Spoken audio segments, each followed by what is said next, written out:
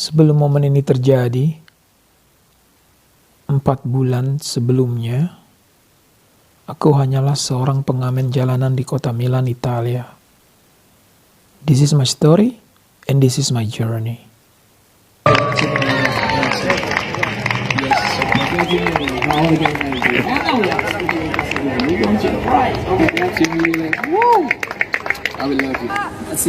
Bravo! Siamo in finale! All together now, Italia!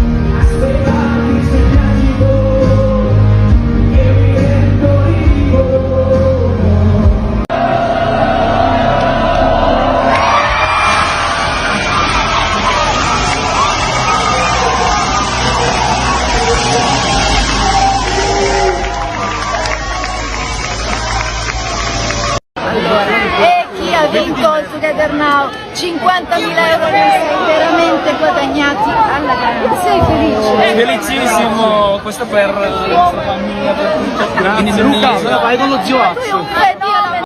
Chi? Questo ha vinto 50k, raga! Vieni con me che ti dico dove investirli adesso. Grazie, ciao! Ma ragazzi, ma quanto è stato bravo questo ragazzaccio! È bravissimo lui! Sei stato un mostro, grande fratello, bro! Grazie, lo sei meritato. Io voglio ringraziare Luca Piteri e Nunzia perché sempre aiutarmi in questo anche per loro. Grazie! Grande Eki, grande! Mito! Io non vinco se non... Io dico una cosa, grande esempio di professionalità oltre che di talento. Grazie Luca.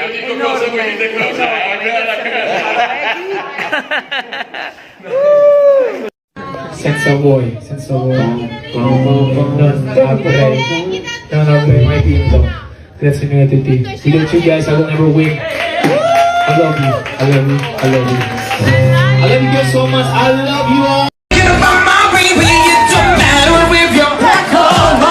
Alright, y'all, I can't hear you guys, I can't hear you. Everybody help me sing along together, come on. Are you ready? Come on, yeah!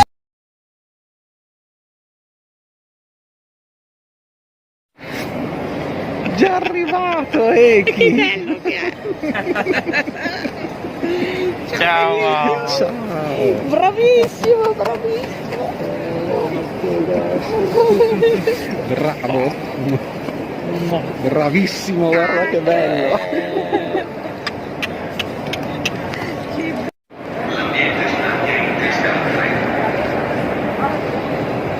Siamo vinci. Siamo vinciti.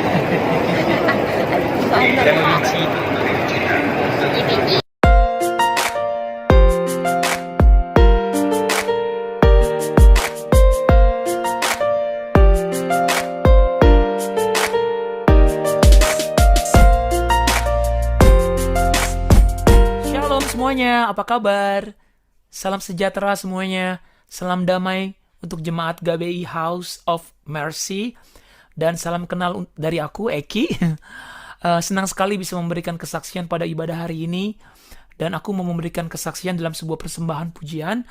Dalam bentuk kesyukuran aku kepada Tuhan yang telah memberikan kemenangan kepada aku pada saat kompetisi talent show di Italia. Dan semua ini tidak akan mungkin terjadi jikalau tidak ada tangan Tuhan yang memberkati aku. Tidak ada campur tangan Tuhan yang selalu ada untuk aku. Dan aku tidak akan pernah berhenti bersyukur kepada Tuhan Yesus atas kemenangan ini. Amin. Oke, lagu pujian berikut ini aku persembahkan juga untuk seluruh jemaat GBI House of Mercy. God bless you all.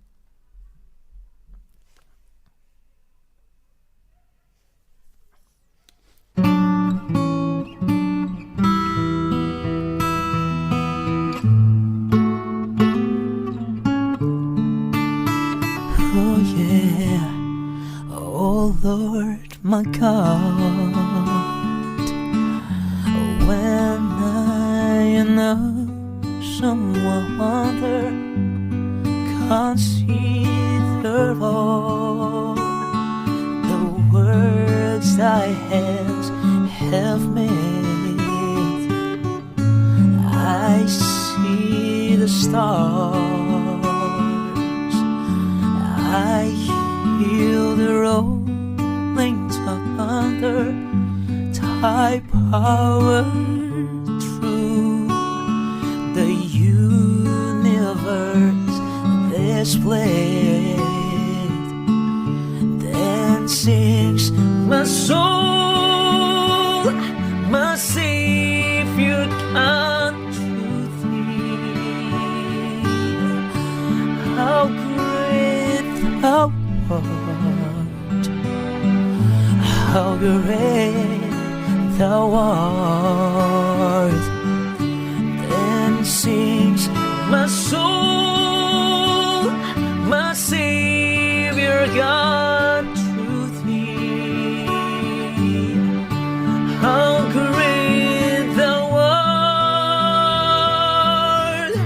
how great thou art. When Christ shall come with shouts of adulation and take me home, what joy shall fill my heart. Then I shall bow in humble adoration and dare proclaim, my God, how great thou art. Then sings my soul, my Savior God to thee. How great thou art, how great thou art. Then sings my soul, my Savior God to thee. How great thou art, how great thou art,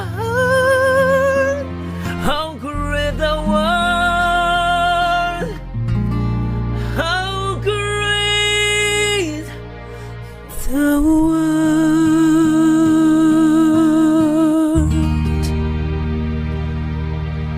Terima kasih semuanya. God bless you all.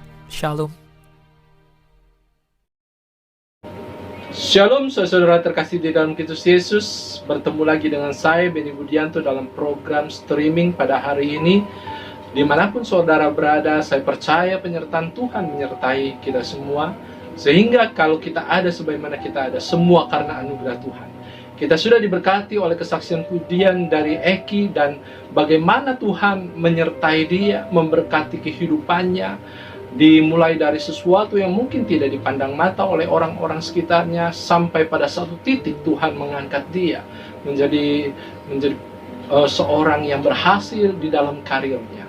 Saya percaya setiap apapun yang kita alami di dalam hidup kita, semua karena anugerah Tuhan. Yang menjadi pertanyaannya, tujuannya apa Tuhan memberkati kehidupan kita? Tujuannya apa kita mengalami hal-hal yang luar biasa bersama dengan Tuhan? Tujuannya adalah supaya kita menyadari bahwa segala sesuatu yang kita capai di dalam hidup kita, Semua karena anugerah Tuhan. Sehingga setiap apa yang kita lakukan, kita kerjakan, kita memiliki satu tujuan untuk memuliakan Tuhan. Dengan demikian, hidup kita menjadi hidup yang berkenan kepada Tuhan. Hari ini kita akan berbicara tentang satu topik yang menarik, hidup yang berkenan kepada Tuhan. Mari kita buka hati kita untuk kita boleh merenungkan kebenaran firman Tuhan, sehingga setiap firman yang kita dengarkan boleh menjadi kekuatan yang meneguhkan hidup kita untuk lebih lagi mengasihi Tuhan dan hidup seturut kehendak dan rancangan Tuhan di dalam kehidupan kita. Sebelumnya mari kita bersatu di dalam doa.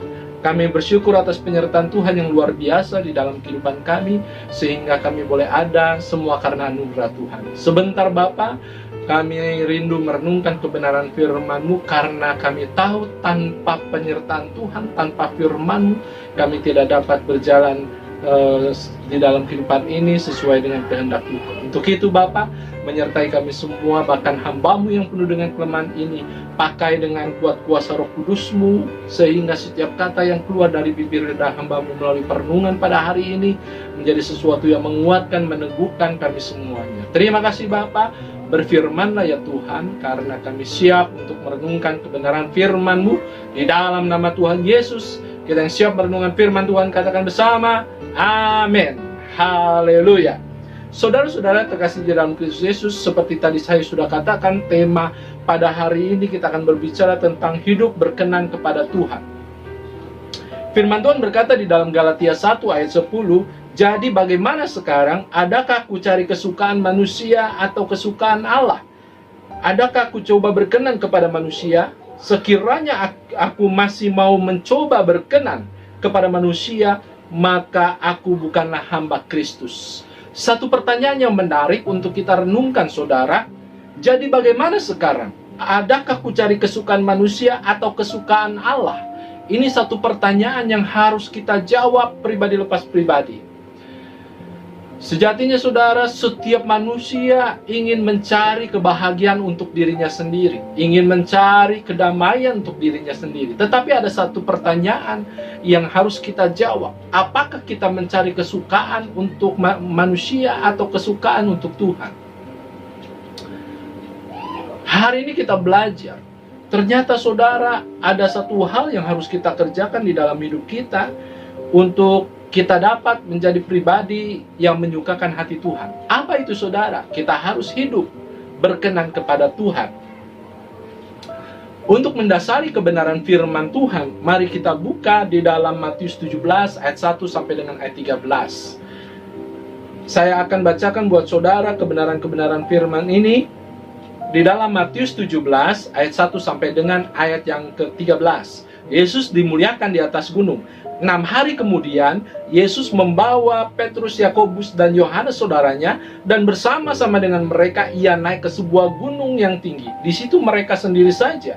Lalu Yesus berubah rupa di depan mata mereka. Wajahnya bercahaya seperti matahari dan pakaian menjadi putih, bersinar seperti terang. Maka nampak kepada mereka Musa dan Elia sedang berbicara dengan dia. Kata Petrus kepada Yesus, Tuhan, betapa bahagianya kami berada di tempat ini. Jika engkau mau, biarlah aku dirikan di sini 3 kemah, satu untuk engkau, satu untuk Musa, dan satu untuk Elia. Dan tiba-tiba sedang ia berkata-kata, turunlah awan yang terang menaungi mereka, dan dari dalam awan itu terdengar suara yang berkata, inilah anak yang kukasihi, kepadanya lah aku berkenan, dengarkanlah dia. Mendengar itu tersungkurlah murid-muridnya, dan mereka sangat ketakutan. Lalu Yesus datang kepada mereka dan menyentuh mereka sambil berkata, berdirilah, jangan takut. Dan ketika mereka mengangkat kepala mereka, mereka tidak melihat seorang pun kecuali Yesus seorang diri. Pada waktu mereka turun dari gunung, Yesus berpesan kepada mereka, jangan kamu ceritakan penglihatan ini kepada seorang pun sebelum anak manusia dibangkitkan dari orang mati. Lalu murid-muridnya bertanya kepadanya, kalau demikian mengapa ahli-ahli Taurat berkata bahwa Elia harus datang dahulu?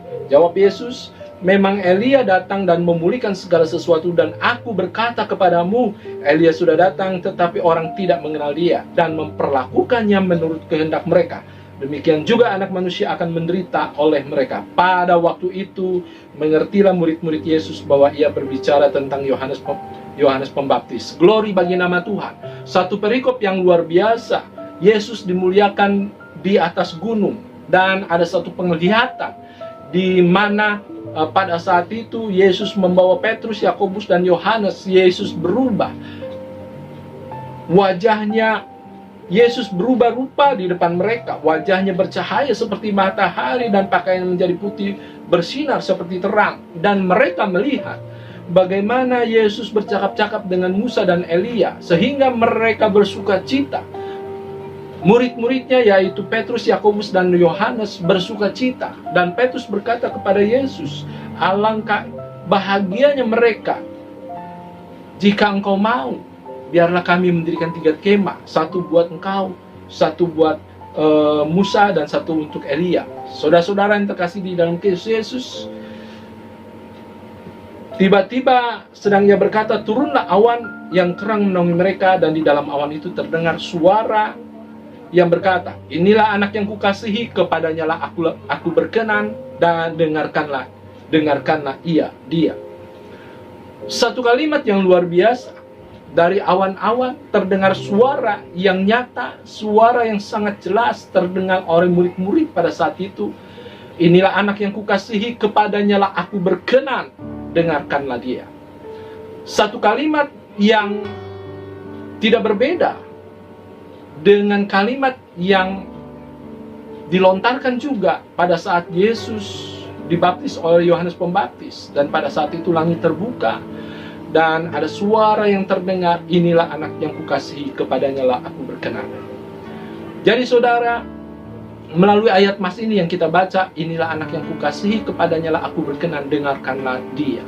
Yesus adalah pribadi yang berkenan kepada Allah. Yesus adalah pribadi yang memiliki hidup berkenan kepada Allah.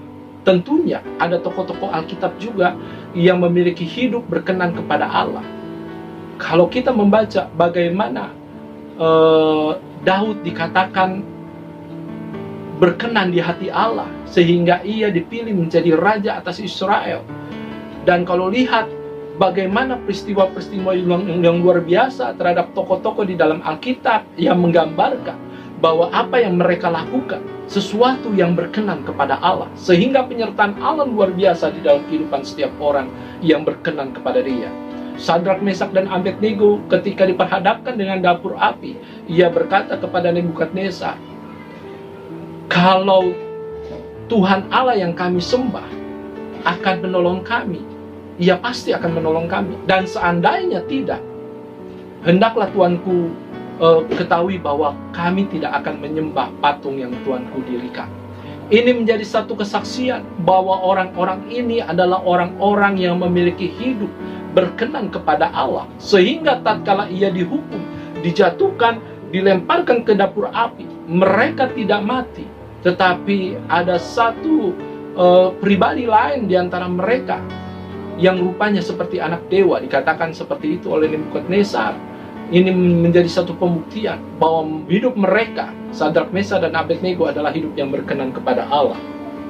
Saudara-saudara yang terkasih di dalam Kristus Yesus, pertanyaannya adalah bagaimana kita dapat hidup berkenan kepada Allah? Mungkin saudara berkata, zaman sekarang bagaimana mungkin kita bisa hidup berkenan kepada Allah? Banyak godaan, banyak cobaan, banyak halangan yang membuat kita hidup tidak dapat berkenan kepada Allah. Saudara-saudara terkasih dalam Kristus Yesus, tatkala kita percaya kepada Kristus, ada Roh Kudus yang menyertai hidup kita. Roh Allah ada di dalam setiap kita, orang-orang percaya, dan itu memampukan kita untuk kita boleh hidup berkenan kepada Allah. Ada 3 hal yang menjadi ciri khas untuk kita hidup berkenan kepada Allah. Jadi orang-orang yang hidup berkenan kepada Allah pastinya memiliki 3 ciri khas ini di dalam kehidupannya. Yang pertama saudara, orang yang hidup berkenan kepada Allah adalah orang yang hidup dalam pengenalan akan Allah. Orang yang hidup dalam pengenalan akan Allah. Orang-orang yang berkenan kepada Allah tentunya orang-orang yang memiliki keintiman bersama dengan Allah. Orang-orang yang memiliki hubungan yang sangat dekat antara dia dengan pribadi yang dia sembah. Sadrak, Mesak, Abednego menjadi contoh bagaimana mereka sangat mengenal Allah yang dia sembah, sehingga kalaupun Allah yang dia sembah tidak menolong mereka dari dapur perapian, toh mereka tetap percaya kepada dia. Mereka sangat mengenalnya, sehingga apapun yang terjadi, mereka tidak akan menyalahkan Allah yang mereka sembah. Orang-orang yang hidupnya berkenan kepada Allah adalah orang-orang yang hidup dalam pengenalan akan Allah. Artinya, setiap hari lepas hari menjadi satu kerinduan untuk lebih dekat lagi kepada Allah yang disembah di dalam Kristus Yesus. Mari kita lihat ayat yang kelima dari perikop yang sudah kita bacakan tadi. Dan tiba-tiba sedang ia berkata-kata, turunlah awan yang terang menaungi mereka.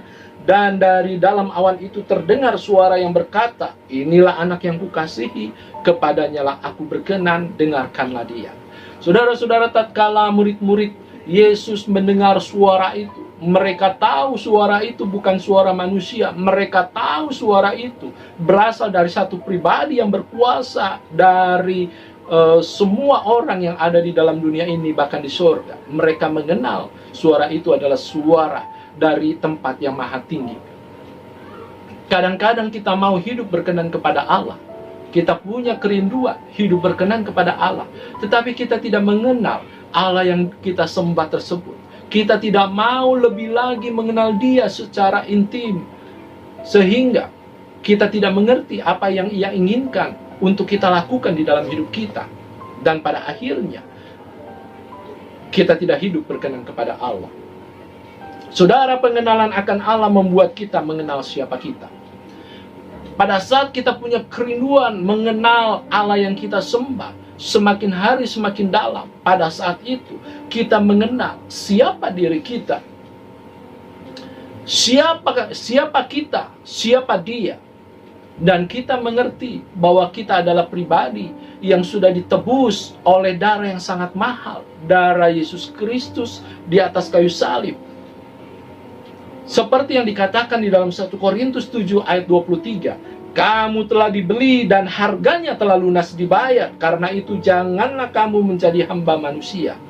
Sehingga tatkala kita menyadari bahwa kita adalah pribadi yang sudah ditebus oleh darah yang mahal itu, kita mengerti bahwa kita adalah hamba-hamba Tuhan, hamba Kristus yang sudah menebus kita dengan lunas dibayar di atas kayu salib.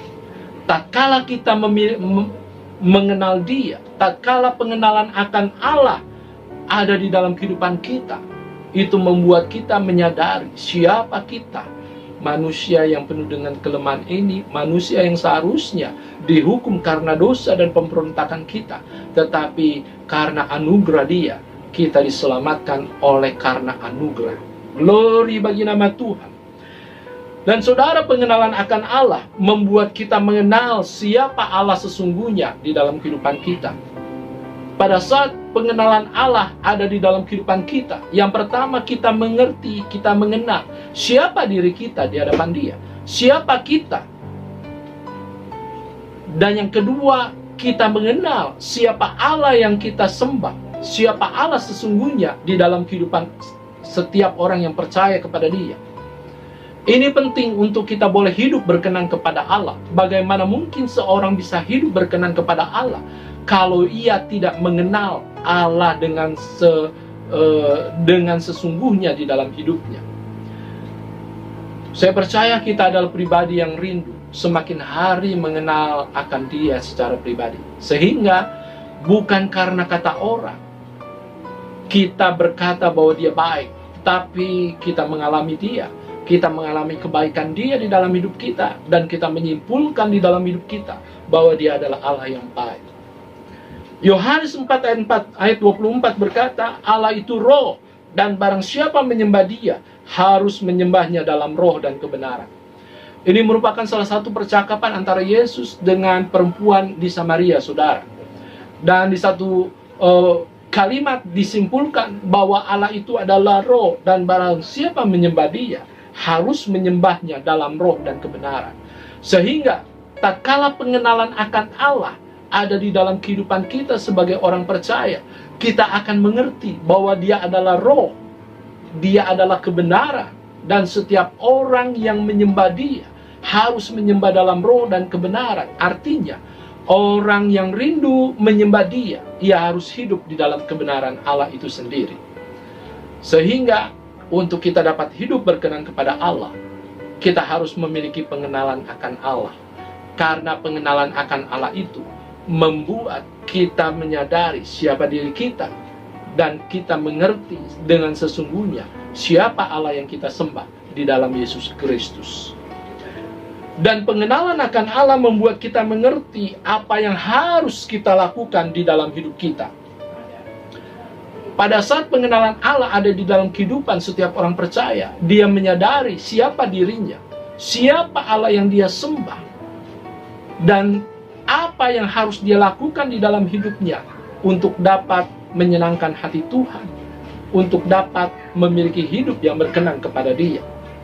Firman Tuhan berkata di dalam Roma 8 ayat 8-9, mereka yang hidup dalam daging tidak mungkin berkenan kepada Allah. Amin. Tetapi kamu tidak hidup di dalam daging, melainkan dalam roh, jika memang roh Allah diam di dalam kamu. Tetapi jika orang tidak memiliki Roh Kudus, ia bukan milik Kristus.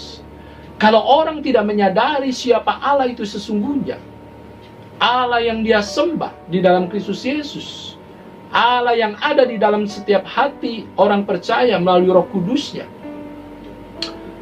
dia tidak mungkin bisa hidup berkenan kepada Allah. Tetapi kalau orang percaya mengenal Allah yang dia sembah, semakin hari semakin dalam, dia mengerti siapa yang dia sembah, sehingga dia juga mengerti apa yang dia harus lakukan untuk dapat menyenangkan hati Tuhan. Sehingga pengenalan Allah tentunya membuat kita mengerti apa yang harus kita lakukan di dalam hidup kita untuk dapat berkenan kepada Dia. Jadilah pribadi yang bukan hanya rajin ke gereja, yang bukan hanya rajin membaca Alkitab, tetapi menjadi pribadi yang benar-benar punya kerinduan untuk mengenal Allah yang kita sembah, sehingga kita menyadari siapa diri kita, dan kita menyadari siapa Allah yang kita sembah, dan kita juga tahu apa yang harus kita lakukan untuk dapat hidup berkenan kepada Allah. Poin yang kedua, untuk kita dapat hidup berkenan kepada Allah, poin yang kedua adalah hidup dalam pengudusan Allah. Orang yang hidup berkenan kepada Allah adalah orang yang hidup dalam pengudusan Allah. Artinya apa, saudara? Setiap kita, orang yang percaya kepada Tuhan, tatkala kita percaya kepada Dia, menerima Dia secara pribadi sebagai Tuhan dan Juru Selamat, tidak langsung kita menjadi orang yang benar-benar sempurna di dalam hidup ini. Tidak langsung kita menjadi orang yang kudus. Tetapi kita adalah orang-orang yang dibenarkan di dalam Dia. Kita adalah orang-orang yang dilayakkan untuk masuk ke dalam hadirat-Nya menyembah Dia. Kita adalah orang-orang yang memiliki kemampuan potensial karena ada Roh Kudus di dalam diri kita untuk kita boleh hidup seturut dengan kehendak-Nya di dalam hidup kita. Jadi saudara, tatkala kita percaya kepada Kristus, tidak hanya pada satu titik itu kita berkata bahwa kita sudah sempurna. Tidak. Tetapi itu merupakan satu titik start, titik awal untuk Allah memperbarui hidup kita menjadi pribadi yang semakin hari semakin berkenan kepada Tuhan, semakin hari menjadi semakin serupa dengan Kristus Yesus yang kita sembah, menjadi pribadi yang semakin hari dikuduskan di dalam Roh Kudus, menjadi pribadi yang semakin hari semakin berkenan kepada Tuhan. Firman Tuhan berkata di dalam ayat yang kedua dari perikop yang sama, lalu Yesus berubah rupa di depan mata mereka. Wajahnya bercahaya seperti matahari dan pakaiannya menjadi putih bersinar seperti terang. Glory bagi nama Tuhan. Murid-muridnya Petrus, Yohanes, dan Yakobus diberikan kesempatan untuk menyaksikan kemuliaan Allah di dalam diri Yesus Kristus. Bagaimana ia berubah rupa. Wajahnya bercahaya seperti matahari, pakaiannya menjadi putih bersinar seperti terang. Mereka memiliki kesempatan untuk melihat kemuliaan Allah dan mereka tidak mati, saudara. Dan itu menjadi satu momen membuat mereka berbahagia, hati mereka bersuka cita. Karena apa? Karena kemuliaan Allah menaungi mereka, saudara. Sejatinya kita adalah orang-orang yang harus hidup di dalam kekudusan. Karena apa? Karena kita sudah ditebus dengan harga yang lunas di atas kayu salib.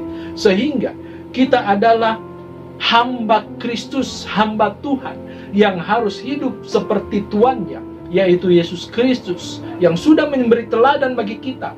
Bagaimana kita harus hidup, bagaimana kita harus berkenan kepada Allah. Jadi, hidup dalam pengudusan Allah adalah satu proses di dalam kehidupan orang yang percaya. Setiap orang yang percaya kepada Kristus harus mau masuk di dalam proses ini. Proses pengudusan oleh Allah di dalam hidup kita melalui Roh Kudus-Nya. Artinya, kita mengenakan manusia baru kita.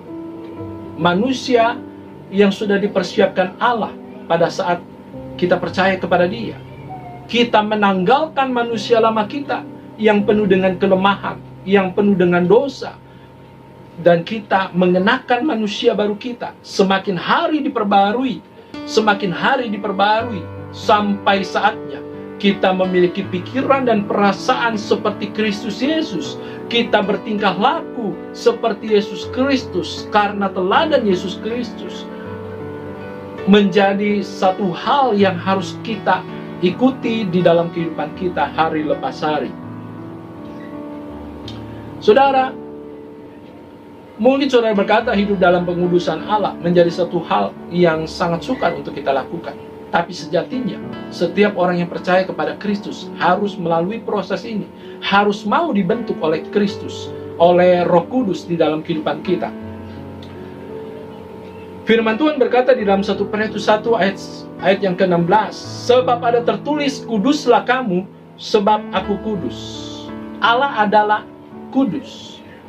Sehingga setiap orang yang memiliki koneksi dengan Dia haruslah pribadi yang semakin hari dikuduskan oleh Allah. Haruslah menjadi pribadi yang kudus, supaya hubungan antara Allah dengan kita menjadi hubungan yang luar biasa akrab, yang luar biasa intim. Karena Allah itu kudus dan kita memiliki kehidupan yang terus-menerus dikuduskan oleh Allah melalui Roh Kudus-Nya di dalam hidup kita. Kalau kita mengerti bahwa Allah kudus, tentunya yang harus kita kerjakan adalah kita harus menguduskan diri kita agar layak di hadapannya. Menguduskan diri kita. Orang percaya harus menguduskan dirinya supaya layak di hadapan Allah. Artinya apa, saudara? Kita menguduskan diri kita. Bukankah sesuatu yang mustahil untuk kita boleh hidup kudus di dalam dunia yang penuh dengan dosa ini? Tetapi karena Allah ada di dalam diri kita melalui Roh Kudus-Nya. Roh Kudus itu yang memampukan kita menguduskan hidup kita hari lepas hari, sehingga hidup kita boleh semakin hari semakin berkenan kepada Tuhan.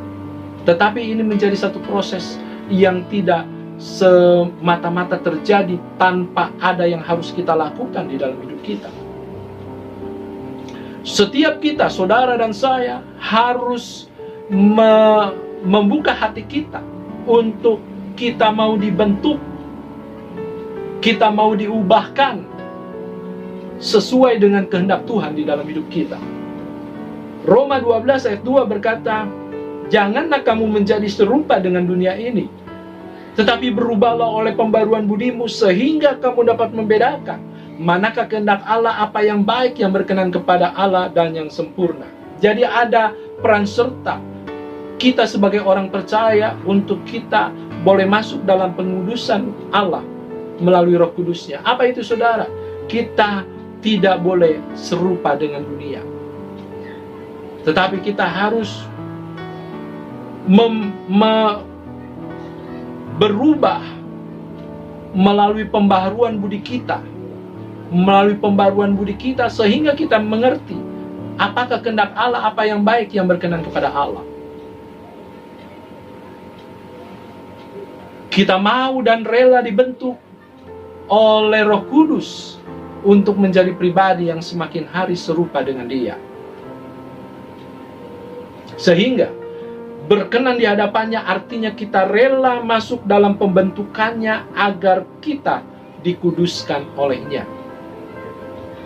Jadi berkenan di hadapan Tuhan itu artinya kita rela masuk dalam proses pembentukan Tuhan melalui Roh Kudus-Nya, membentuk kita menjadi pribadi yang semakin hari serupa dengan Kristus, sehingga kita boleh layak di hadapan Tuhan.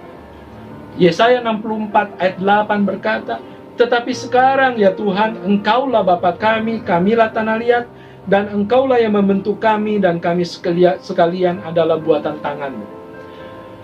Allah lah pejunang, kita tanah liat.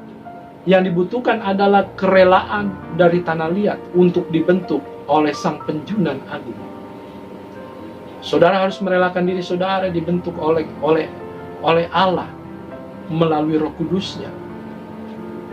Mungkin melalui pergumulan, melalui masalah, melalui berkat-berkat yang kita terima, melalui apapun yang kita hadapi di dalam hidup kita, kita dibentuk menjadi pribadi yang semakin hari semakin berbeda dengan dunia. Cara pandang kita tidak sama lagi dengan dunia, tetapi kita memiliki cara pandang Allah. Pikiran kita, perasaan kita tidak sama lagi dengan dunia, tetapi pikiran kita, perasaan kita semakin hari serupa dengan Kristus yang menjadi teladan di dalam hidup kita, supaya hidup kita berkenan kepada Tuhan. Biar kiranya poin kedua ini memberikan pengetahuan yang baru untuk kita boleh berubah menjadi pribadi yang semakin hari semakin dipulihkan oleh Tuhan, karena kita mau hidup dalam pengudusan Allah melalui Roh Kudus-Nya. Poin yang ketiga, poin yang terakhir, untuk kita boleh hidup berkenan kepada Allah, maka kita harus hidup menjadi teladan. Setiap kita, saudara dan saya, adalah pribadi-pribadi yang memiliki model hidup atau teladan hidup, bukan manusia, tetapi Kristus. Kristus adalah teladan hidup orang percaya, karena di dalam Dia kita tahu bagaimana kita hidup seperti yang Tuhan mau. Kita harus menjadi teladan di dalam hidup kita. Ayat yang kelima dari perikop yang sudah kita baca berkata, "Dan tiba-tiba sedang ia berkata-kata, turunlah awan yang terang menaungi mereka, dan dari dalam awan itu terdengar suara yang berkata, inilah anak yang kukasihi, kepadanya lah aku berkenan, dengarkanlah dia." Kristus berkenan kepada Allah, sehingga setiap orang harus mendengarkan Dia. Karena melalui kehidupan Kristuslah kita dapat memiliki contoh hidup yang sempurna, contoh hidup yang berkenan kepada Allah. Jadi saudara, teladan kita bukan tokoh agama, bukan tokoh yang ada di dalam dunia. Teladan kita adalah Yesus Kristus, Allah yang sudah menjadi manusia, Allah yang hidup di tengah-tengah manusia, Allah yang memberi teladan bagaimana hidup yang berkenan kepada Tuhan itu. Seperti Yohanes 13 ayat 15 berkata, "Sebab aku atau Yesus telah memberikan satu teladan kepada kamu, supaya kamu juga berbuat sama seperti yang telah kuperbuat kepadamu." Amin. Jadi, untuk kita boleh mencari pribadi yang memiliki hidup yang menjadi teladan, kita harus meneladani hidup Kristus di dalam hidup kita. Dan kita juga harus mengerti saudara, bahwa hidup kita adalah suratan yang terbuka.